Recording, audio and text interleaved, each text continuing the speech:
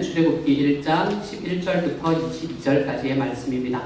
출애굽기 1장 11절부터 22절까지의 말씀 앞에 나와 있으니까요. 여러분 같이 같은 목소리를 한번 읽도록 하겠습니다. 조금 길지만 우리 말을 한번 맞춰보죠. 같이 입을 맞춰서 같이 한번 읽어보도록 하십시다. 함께 읽습니다. 시작! 그래서 이집트 사람들은 이스라엘 자손을 부리는 공사 감독관을 두어서 강제노동으로 그들을 억압하였다. 이스라엘 자손은 바로가 곡식을 저장하는 성읍 곧 비동과 람셋을 건설하는 일에 끌려나갔다. 그러나 그들은 억압을 받을수록 그 수가 더욱 불어나고 자손이 번성하였다. 그래서 이집트 사람들은 이스라엘 자손을 몹시 싫어하였고 그들을 더욱 혹독하게 부렸다. 이집트 사람들이 흙을 이겨 벽돌을 만드는 일이나 밭일과 같은 온갖 고된 일로 이스라엘 자손을 괴롭힘으로 그들의 일은 매우 힘들었다. 한편 이집트 왕은 시브라와 부아라고 하는 히브리 산파들에게 이렇게 말하였다. 너희는 히브리 여인이 아이 낳는 것을 도와줄 때에 잘 살펴서 낳은 아기가 아들이거든 죽이고 딸이거든 살려두어라. 그러나 산파들은 하나님을 두려워하였으므로 이집트 왕이 그들에게 명령한 대로 하지 않고 남자아이들을 살려두었다. 이집트 왕이 산파들을 불러들여 그들을 꾸짖었다. 어찌하여 이를 이렇게 하였느냐? 어찌하여 남자아이들을 살려두었느냐? 산파들이 바로에게 대답하였다. 히브리 여인들은 이집트 여인들과 같지 않습니다. 그들은 기운이 좋아서 산파가 그들에게 이르기도 전에 아기를 낳아버립니다. 그래서 하나님이 산파들에게 은혜를 베풀어 주셨으며 이스라엘 백성은 크게 불어났고 매우 강해졌다. 하나님은 산파들이 하나님을 두려워하는 것을 보시고 그들의 집안을 번성하게 하였다. 마침내 바로는 모든 백성에게 명령을 내렸다. 갓 태어난 히브리 남자아이는 모두 강물에 던지고 여자아이들만 살려두어라. 아멘. 아멘. 오늘부터 시작해서 우리는 출애굽기의 말씀을 함께 좀 나누어 보려고 합니다.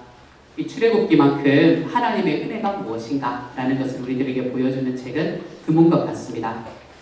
우리가 출애굽기를 함께 나누는 이 과정을 통해서 하나님께서 우리에게 무엇을 약속하셨는가, 그리고 그 약속이 지금 우리의 삶에 어떻게 이루어지고 있는가 라는 이 과정을 통해서 지금 오늘을 살아가는 우리에게 주시는 하나님의 음성을 들으실 수 있는 시간이 되실 수 있기를 소망합니다.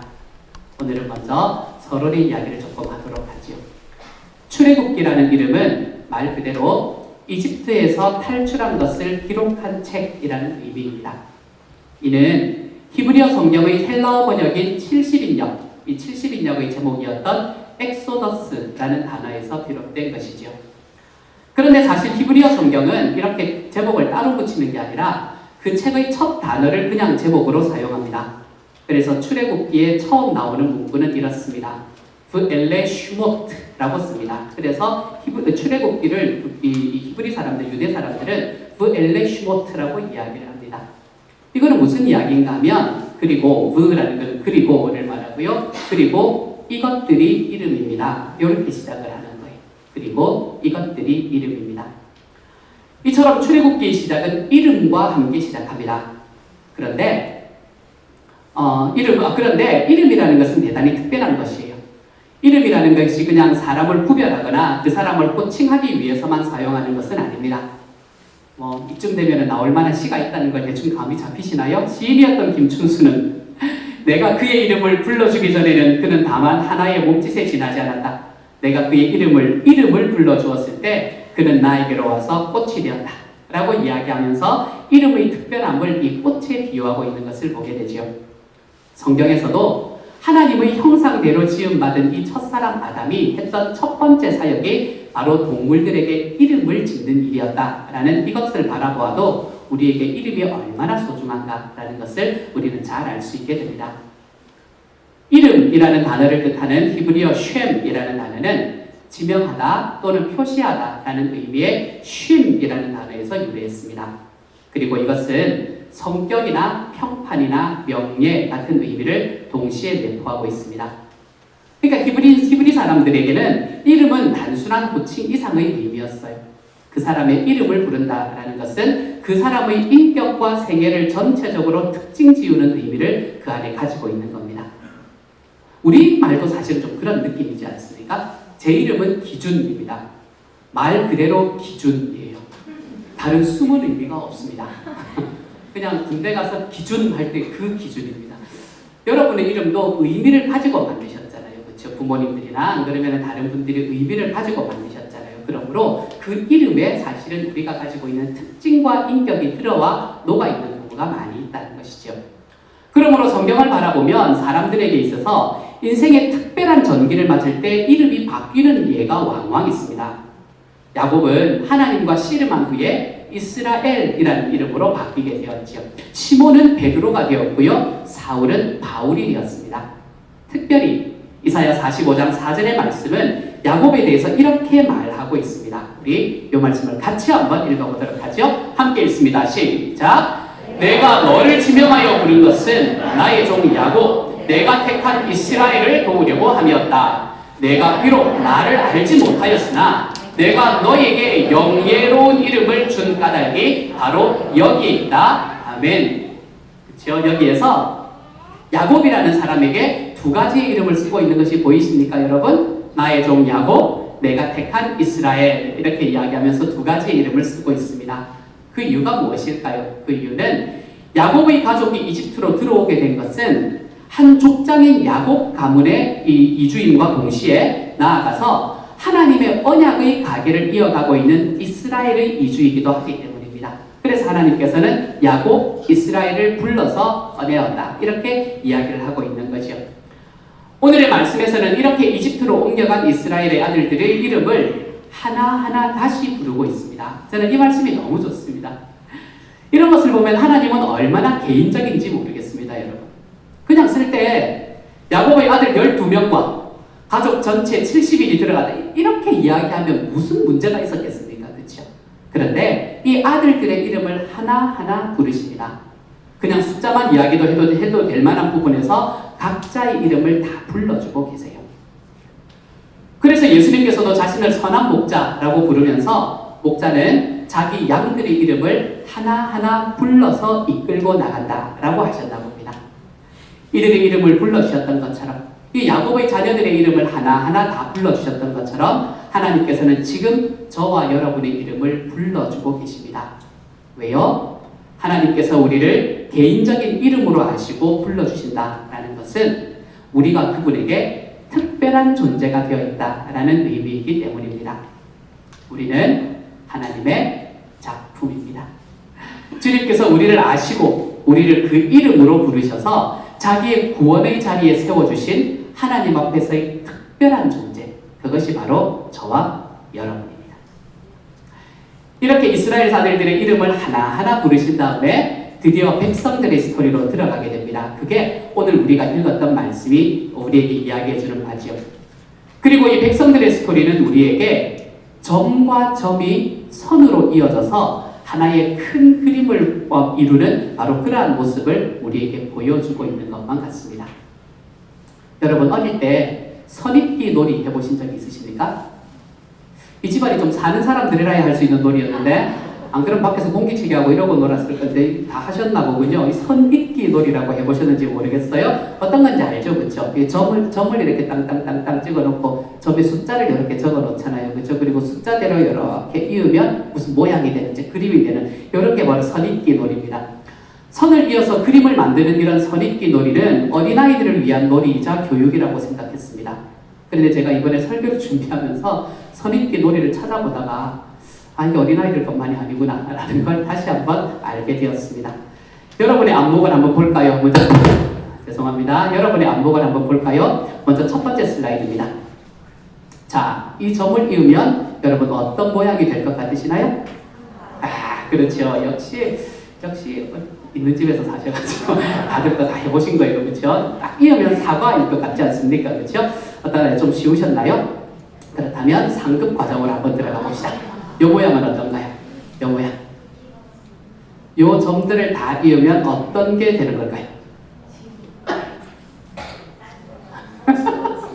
이야, 대답들이 막 나옵니다. 저는 이거 보고 뭐지? 막 이랬는데 이거를 다 이으면 알라딘의 지니 그림이 된다고 합니다.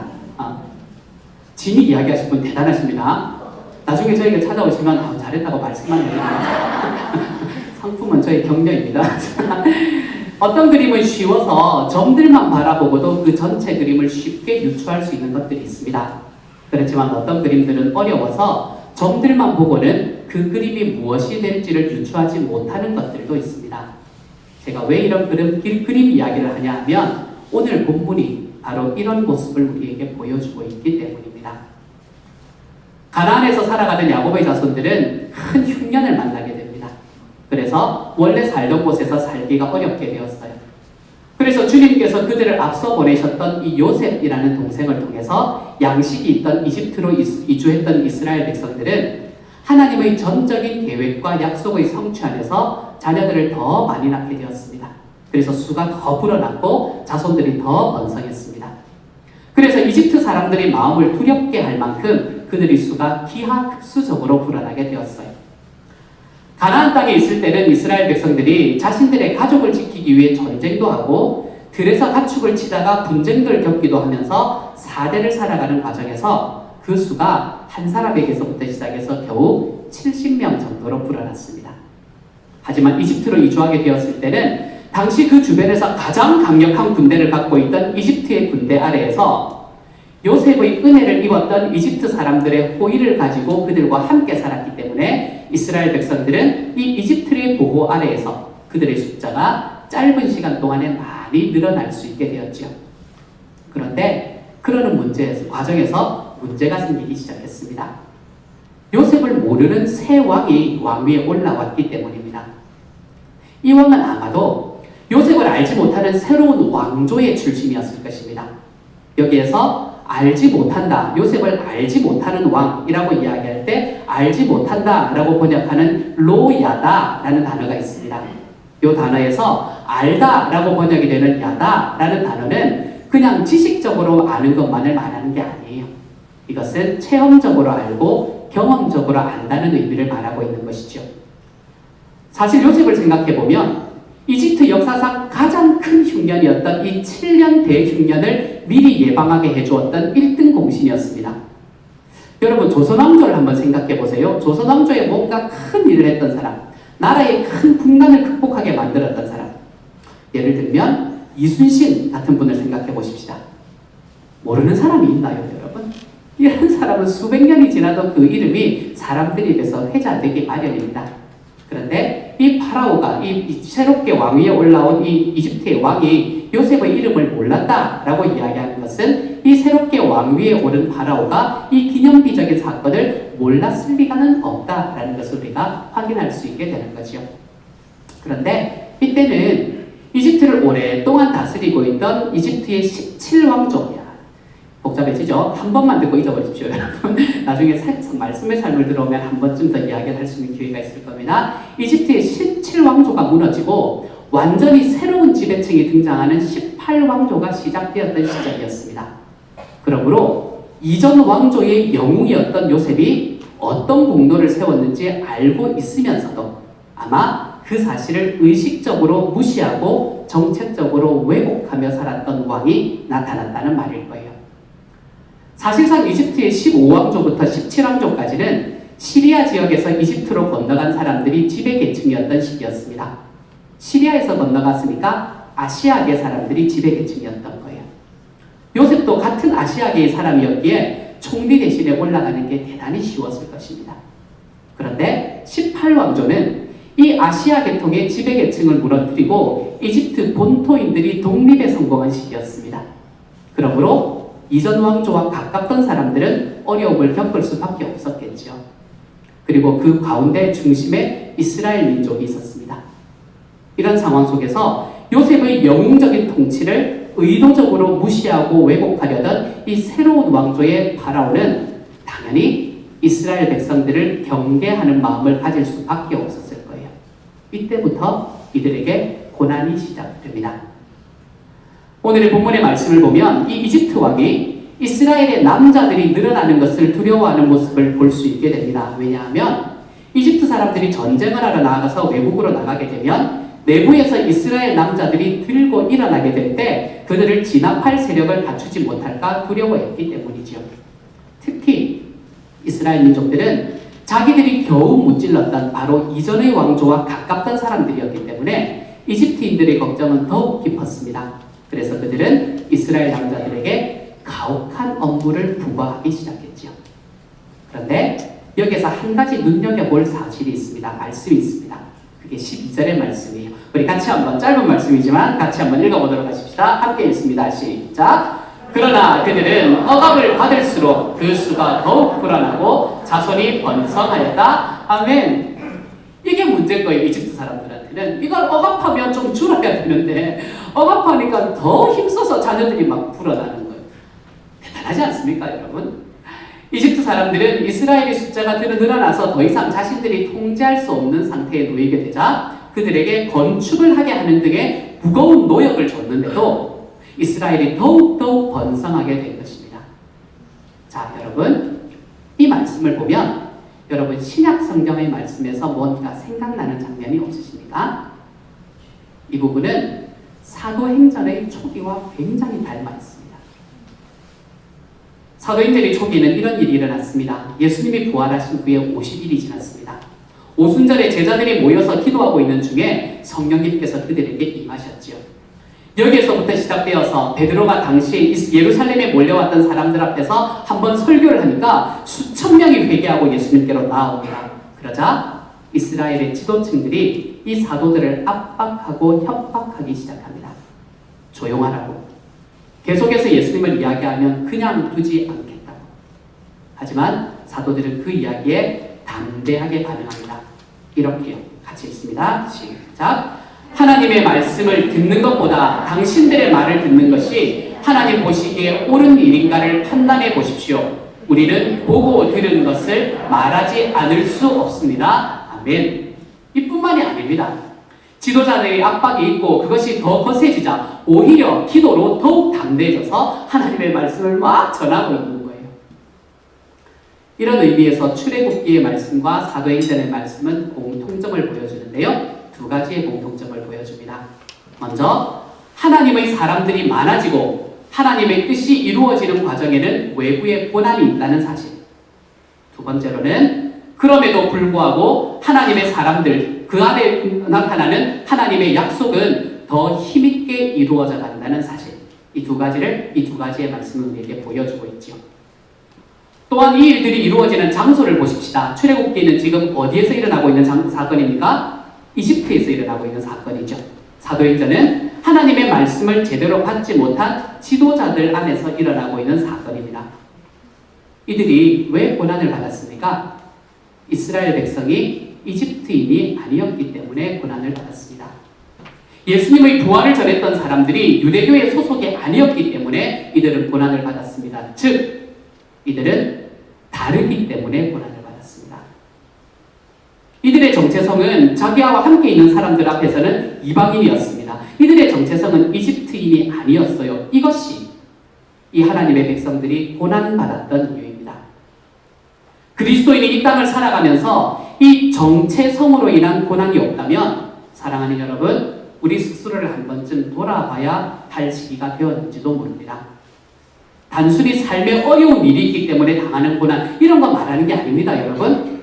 그리스도인의 삶에는 정체성으로부터 오는 고난, 내가 하나님의 자녀다라는 이 정체성으로부터 오는 고난이 있기 마련입니다.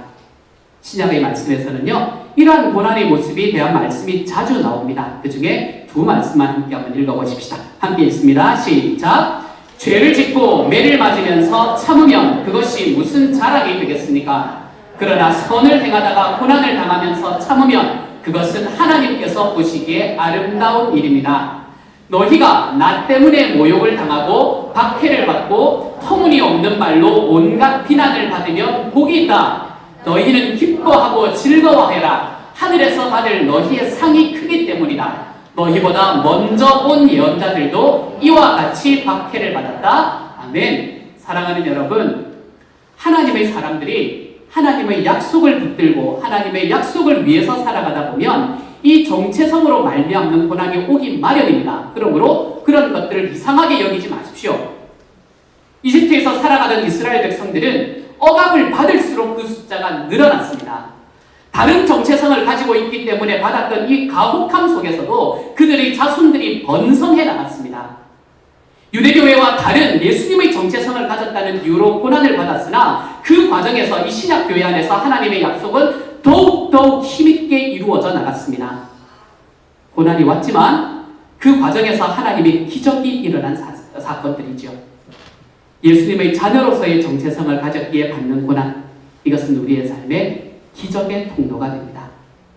우리의 삶 속에 일어나는 이러한 기적들을 우리의 삶의 순간순간 경험하며 살아가는 하나님의 사람들이 되어가시기를 우리 주님의 이름으로 축복합니다.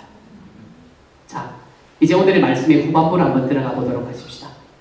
이 이집트 사람들이 고난을 주고 가혹한 업무를 주었음에도 불구하고 이스라엘 백성들은 점점점 그 수가 늘어나고 자손이 번성하게 되었습니다. 이것은 이스라엘 자손들에게만 밤이 12시간 있다거나 이들의 생식력이 강했다거나 이런 이야기 때문에 된 것이 아닙니다. 이것은 오히려 하나님께서 자신의 약속을 성취하시고자 그들의 가운데 자녀의 축복을 더하여 주셨기 때문이지요. 인구가 불어났다라는 이 단순한 일반 역사 속에 하나님의 구속의 역사가 면면이 흐르고 있는 겁니다. 그래서 그들은 어떤 환경 속에서도 큰 민족을 이루는 역사를 경험하게 됩니다. 이런 그들을 보며 더욱 불안함을 갖게 된 이집트의 왕은 이제는 남자 아기들을 다 없애라 라는 명령을 내리게 되었습니다. 오늘 우리가 읽은 말씀에서는요, 이집트 왕이 이 십브라와 부아라는 히브리 산파 두 사람에게 말했다라고 나와 있습니다. 십브라라는 사람의 이름의 의미는 맑음이라는 뜻이고요, 부아라는 의미는 이 찬란함이라는 뜻입니다. 마치 성경은 산파가 2명밖에 없는 것처럼 이야기하고 있지만 당시 수십만에 육박하던 그 이스라엘 사람들의 아이를 단지 2사람이서만 받지는 못했을 것입니다. 아마 그 안에 수많은 산파들이 있었을 것이고 이 2사람은 아마도 그 산파들의 매니저 역할을 하는 사람들이 아니었을까라고 생각해 볼 수 있습니다. 자, 만일 여러분이 이 산파들이라고 생각해 보십시다. 그리고 만약에 여러분이 가서 남자아이를 받았는데 그를 죽이고 산모에게 이 남자아이가 죽었다라고 말해야 하는 것이 여러분 과연 쉬운 일이었을까요? 인간으로서 말입니다. 이게 쉬운 일이었을까요? 이것은 절대로 쉬운 일이 아니었을 것입니다. 그런데 만약에 그 아이들을 죽이지 않는다면 왕의 명령을 거역한 죄로 나뿐 아니라 내 가족들도 다 죽임을 당할 수 있다면요. 이 선택의 상황 속에서 십브라와 부아는 남자아이들을 죽이지 않고 살리는 길을 선택합니다. 왕의 명령을 거역한 것이죠. 자기의 생명을 내어주고 자기의 가문이 위험해질 수 있었음에도 이들은 히브리 여인들의 남자아이들을 살린 것입니다. 왜 그랬을까요? 왜 이들이 이런 행동을 했을까요? 그 이유는 딱 하나입니다. 17절의 말씀이에요. 같이 읽습니다. 시작. 그러나 산파들은 하나님을 두려워하였으므로 이집트 왕이 그들에게 명령한 대로 하지 않고 남자아이들을 살려두었다. 아멘. 이들은 자기의 생명과 가문의 평안보다 하나님을 더 두려워하는 사람들이었습니다. 이집트의 최고의 권력자인 파라오가 내게 한 말보다 하나님이 내게 한 말씀을 더욱 두려워하고 그 말씀을 경외했던 것이죠. 그들은 하나님이 이집트의 왕보다 더 위대하고 크시다는 것을 알았습니다. 그랬기에 그 위대하신 하나님을 두려워할 줄 알았던 거예요. 그래서 그들은 히브리의 남자아이들을 살렸고 이러한 행위를 통해서 하나님의 약속이 계속해서 이루어질 수 있게 되었습니다. 이 두 산파들의 인생, 밝고 찬란한 이 두 산파들의 인생은 그럼에도 불구하고 성경 전체를 보면 오늘의 본문에서만 잠깐 등장하고 사라집니다. 성경 전체에서 이 두 사람의 이름은 다시는 언급되지가 않습니다. 그들의 삶은 인류의 역사와 하나님의 구원의 역사 안에서 보면 하나의 점에 불과할지도 모릅니다. 그렇지만 그들은 그 안에서 마음을 결단하고 이집트의 왕보다 더 크고 놀라우신 하나님께 순종하는 마음으로 아이들을 살리는 길로 걸어갔죠. 산파들은 그 일을 하면서 엄청난 하나님의 일과 계획을 이해하며 행하지는 않았을 것입니다. 내가 여기서 이 아이를 살리면 이 아이에게서 예수님이 나오리라. 절대로 그렇게 생각하지 않았을 거예요. 자신의 삶에 온 인류의 역사에 보여주시는 하나님의 그림이 무엇인지를 이들은 알지 못했을 것입니다. 우리가 아까 진리를 나타내는 점들을 보면서 그것이 무엇인지를 잘 몰랐던 것처럼 말입니다. 하지만 단지 지금 그 현실 가운데서 자기에게 주어진 자기가 받는 그 아이들을 죽이는 것이 하나님의 뜻이 아니라는 그 단순한 사실 때문에 하나님이 주신 그 크신 계획 속에 그 아이들을 죽이지 않는 바로 그 점과 같은 사건에 자기의 생애를 걸고 하나님의 뜻을 따라 살아갔던 사람이 되었지요. 어쩌면 창세기부터 출애굽기까지 이야기 전체를 놓고 보면 이 산파들이 한 일은 굉장히 작은 한 부분에 불과한 것 같습니다. 그렇게 볼 수도 있습니다. 하지만 이 히브리 산파들의 순종과 행함이 있었기에 하나님의 위대한 계획이 이루어지고 계획되어져 가고 그리고 그 핏줄들을 통해서 살아남은 그 자녀들의 핏줄들을 통해서 예수님이 이 땅에 오실 수 있게 되었던 것이죠. 오늘을 살아가는 저와 여러분도 마찬가지입니다. 우리도 우리 각자의 작은 일에 순종하며 하나님을 따르고 우리에게 주어진 작은 일을 기쁜 마음으로 쫓아갈 때 그 작은 점과 같은 한 사람 한 사람의 순종을 통해서 하나님의 위대한 일이 이루어지게 될 것입니다. 세상은요, 능력 있고 능력 있는 이가 능력 많은 이가 대우받고 힘 있는 사람들이 존경을 받습니다. 그래서 끊임없이 힘을 쌓으려고 하고 내 삶에 좀 더 나은 조건을 만들려고 스펙 쌓기에 한창이지요. 그렇지만 세상은 그 안에 이룬 것들을 가지고 자랑하고 서로 누가 잘났는지를 재고 싸웁니다. 하지만 하나님의 나라는 능력 있고 잘난 사람을 세워서 일을 맡기고 그에 따른 보상을 주는 나라가 아닙니다. 부족하고 못난 사람, 세상에서는 별로 주목받지 못하는 사람을 세워서 하나님이 은혜를 주시고 그들을 하나님의 점으로 사용해서 하나님의 큰 그림을 그려가는 나라, 이것이 바로 하나님의 나라입니다. 예수님을 보십시오. 그분은 하나님의 아들이시기 때문에 무한한 힘을 가지신 분이십니다. 내가 하늘에서 천군천사를 내려서 너희를 싹 쓸어버릴 그런 능력이 없겠느냐 이야기하실 만큼 예수님께서는 무한한 능력을 가지신 분이세요. 말 한마디로 돌들이 변해서 아브라함의 자손이 되게 하실 수도 있었던 그런 분이 바로 예수님이셨지요. 그러나 예수님은 세상의 힘으로 세상을 이기신 것이 아닙니다.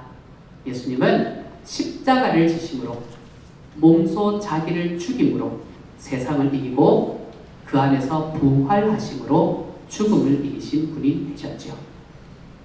그리스도인은요, 세상의 것이 부족하다고 진 것이 아닙니다, 여러분. 내가 세상의 것이 부족하다고 내가 쓸데없는 존재이다. 제발 그런 생각 안 하셨으면 좋겠어요. 이게 그리스도인의 삶이 아닙니다. 내가 세상의 방식으로 싸우지 않았다고 패하는 삶, 이것이 그리스도의 삶이 아닙니다. 아기를 낳는 일을 돕는 일은 산파에게는 지극히 일상적인 그들의 작은 일상이고 평범한 일이었습니다. 하나님은 이것은 굉장히 작은 일일 수 있습니다. 어쩌면 지금 우리가 좀 이야기하는, 교회에서 이야기하는 하나님의 놀라운 일을 하는, 하나님의 거창한 일을 하는 그런 것이 아닐 수도 있어요. 산파가 아이를 낳는 것은요. 그렇지만 하나님은 이스라엘의 자손을 보호하고 자기의 약속을 이루어 가시는데 이 작은 점과 같은 손길을 사용하셨습니다. 여자의 손이고 산파의 손임에도 불구하고 이들은 하나님 앞에 순종하는 삶을 걸어가 보니 하나님께서 쓰시는 위대한 손이 되어 있다는 것을 발견하게 되었죠. 우리들도 마찬가지입니다, 여러분. 작은 일에, 소소한 일에 하나님의 통치를 입고 살아감으로 인해서 저와 여러분이 이 시대의 십부라와 부하가, 즉 이 시대의 맑음과 찬란함이 되어서 비록 작은 점임에도 불구하고 내 하나님과 동역함으로 결국 우리 주님의 놀라운 구원의 그림의 일부가 되어가는, 우리 주님의 놀라운 구원의 그림이 내가 가지고 있는 그 점을 통해 완성이 되어가는 하나님의 사람들이 되어가시기를 소망합니다. 예를 한번 들어보십시다.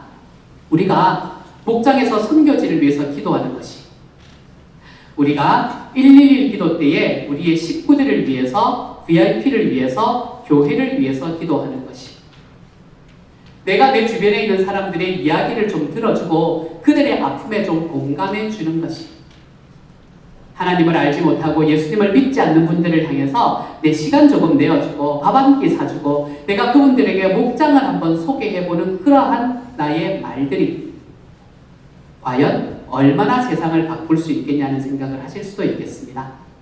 하지만 우리의 작은 물방울들이 계속해서 떨어지면 바위가 베이듯이 우리의 작은 행함과 순종은 하나님을 경외하는 마음으로 주님의 말씀에 귀를 기울이고 따르는 것, 이것은 지극히 작은 일이지만 하나님이 큰 완성의 그림 속의 한 부분이 이 점과 점들을 우리가 하나하나 이루어서 결국은 하나님의 구원의 큰 그림을 완성하게 되는 이 놀라운 역사의 한 부분이 되게 될 것입니다. 그러므로 사랑하는 여러분, 이처럼 하나님의 큰 구원의 그림을 완성하는 길에서 내가 하나의 점이 되어감을 감사함으로 걸어가 볼 수 있는 하나님의 사람이 되어가시길, 나에게 하나님께서 뭐 특별하고 나에게 뭔가 놀라운 것을 맡겨주지 않으셔도 내 하나님 앞에 내가 할 수 있는 그 작은 것 하나에서 주님의 소원을 향해 걸어가는 나의 발걸음으로 만족하고, 비록 하나님의 크신 계획을 내가 다 보지 못하는 그러한 나의 적은 지혜라고 하더라도 내가 살아가는 그 작은 순종으로 인해 하나님의 놀라운 구속의 역사가 일어남을 기대하는 마음으로 우리의 한 주일을 살아가 볼 수 있는, 우리의 평생을 살아가 볼 수 있는 주님의 사람이 되어 가시기를 우리 주님 이름으로 축복합니다.